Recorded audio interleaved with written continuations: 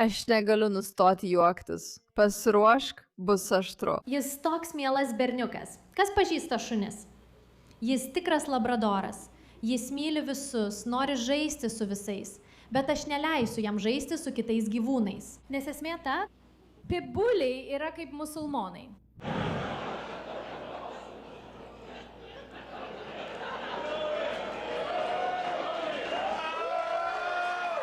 Perniuk. Perniuk. Beje, keli žmonės, kurie dėl to nesidžiaugia, yra pitbulių šeimininkai šiame kambaryje. Klausykite, klausykite, jie nėra. Jie ne visi yra agresyvūs. Dauguma jų tokie nėra, bet kažkaip beveik visi smurtiniai išpoliai susiję su jais. Jie kaip šunų Al-Qaeda miegamoji ląstelė. Žinote? Metus matysite augintinį. Toks laimingas, toks mielas. Ir tada jie gauna signalą, kurio mes nematome, ir jie suaktyvėja, o jūsų veidas nuplėšiamas.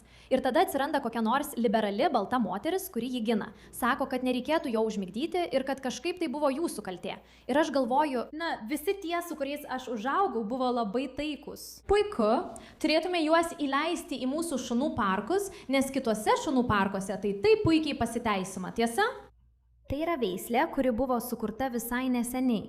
Ji skirta nelegalioms kovoms. Ir mes turime apsimesti, kad visi tie metai kraujomaišos ir jų auginimo nuo mažens kovoms, tarsi visa tai tiesiog išnyksta ir staiga jie tampa suvakarėję.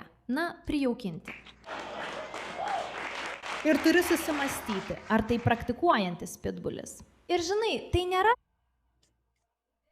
tai nėra jokia metafora. Ji tokia gera. Erin Vexler. Vaikinai, jei dar nepažįstate šios komikės, tikrai nuostabi. Nežinau, ar yra geresnis būdas perteikti politinę žinutę nei per komediją, bet rimtai, kaip? Kaip genialu? Koks absoliučiai genialus komedijos skečo šedevras. Ir viskas, ką ji daro, yra būtent tokia, nuoširdžiai. Taip. Tu iš Meksikos? Nuostabu. Taigi, jau kviečiam imigracijos tarnybą.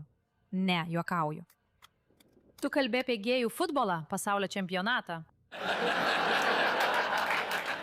Kuris paskutinis? Rytoj? O tada Amerika. Galėtume nustoti apsimetinėti, kad kam nors šioje šalyje rūpi futbolas.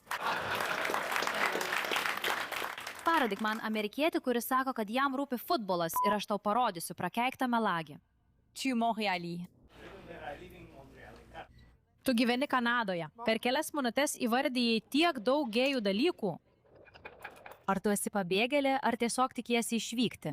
Ar tu palaikantis vaikinas, kuris čia šį vakarą? Ar ne? Ar atėjai žinodama, kas čia vyksta šį vakarą, taip?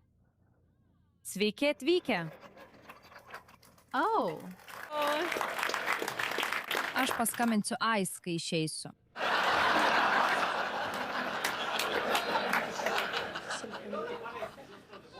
Kuo daugiau tu taip darai, tuo labiau nori užbaigti šį pokštą paskambindama Ais.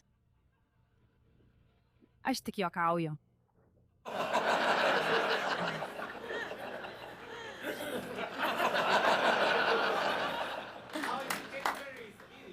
Teisingai. Man patinka tavo politika, bet tu daug kalbi, todėl vis tiek galiu tave palaikyti. Aš skatinu šiokį tokį įsitraukimą į tai, žinai, bet tam tikrų momentų tu pradedi taip įsitraukti, kad man teks tau mokėti už pasirodymą mano laidoje. Supranti, ką turiu omenyje? Vėliau mums tai gali tapti mokesčių klausimu, bet nebus, nes mes tave palaikysime. Matai, čia gali paliesti politinės temas, kurių niekur kitur negalėtum paliesti. Per kūrimą, pavyzdžiui, per komediją. Vėlgi, pitbulio pokšto genialumas. Nežinau, ar ji kada nors tai pranoks. Tai buvo taip protinga. Ir viskas, ką manau ši moteris daro, yra labai protinga. Tiesiog dievinu ją stebėti. Man patinka viskas, ką ji daro. Man patinka viskas, ką ji sukuria. Ji prajuokina mane kiekvieną dieną ir perteikia politinės žinutes. Ir turiu jums pasakyti, šiandienos laikais gebėti kalbėti apie sudėtingus dalykus, visų pirma, būti komikė, kuri akivaizdžiai nėra kairiųjų pažiūrų, yra didelis dalykas. Tai drąsus žingsnis. Bet taip pat būti iš tikrųjų juokingai, pataikyti į esmę ir sugebėti perteikti svarbias žinutes. Turiu omenyje, pažiūrėkime dar daugiau jos turinio, nes jo tiek daug ir taip smagu žiūrėti. Turiu omenyje, štai dar vienas puikus pavyzdys jums visiems. Manau, kad šioje šalyje per mažai kalbame apie teigiamą rasizmą. Aš labai teigiamai galvoju apie tam tikras grupės. Žinau, kuo jie geri. Pavyzdžiui, noriu, kad mano barista būtų liberalus keistuolis. Kaip gamtos keistenybė. Noriu, kad jie turėtų auskarų tokiose vietose, apie kurias net nežinojau, kad galima prasiverti. Tiesa? Jūs žinote tokius žmonės, tiesa? Užeini ir galvoji, aš net nežinau, kas tu esi. Puiku, jie dabar tokie androginiški. Tai jau net ne kita lytis, o kita rūšis. Kaip tada, kai Homo sapiens atsiskyrė nuo neandertaliečių, bet dar kurį laiką vis tiek turėjo lytinių santykių. Suprantate, ką turiu omenyje? Taip. Aš noriu, kad mano barista būtų toks. Noriu, kad mano taksi vairuotojas būtų induistas. Noriu, kad mano advokatas būtų žydas. Noriu, kad mano sporto komanda sudarytų juodaodžiai. Mes norime laimėti. Noriu, kad mano valytojai būtų lotynų amerikiečiai. Pageidautina meksikiečiai, bet tikrai nenoriu būti pernelyg išranki. Norėčiau, kad mano manikiūrininkė būtų azijietė.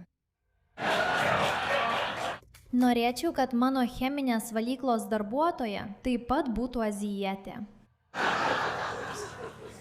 Norėčiau, kad mano odontologė taip pat būtų azijietė. Ir noriu, kad mano vaikinas būtų baltaodis.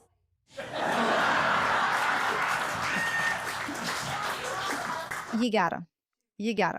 Ir ji tik gerės. Man patinka stebėti komikus, kurie iš tikrųjų moka perteikti politinę mintį. Bet kokiu atveju, ačiū Jums už dėmesį šiai temai.